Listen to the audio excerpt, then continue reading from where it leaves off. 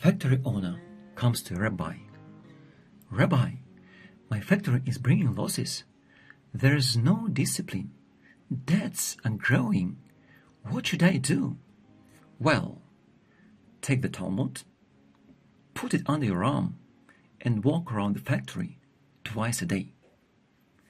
A month later, joyful factory owner says, "Wonderful, Rabbi! Theft at work has stopped. Slackers have been fired. Productivity has increased. What's the secret?"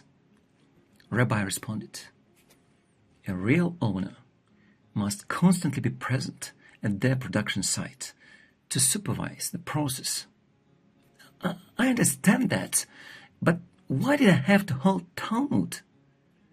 To pretend you were smart.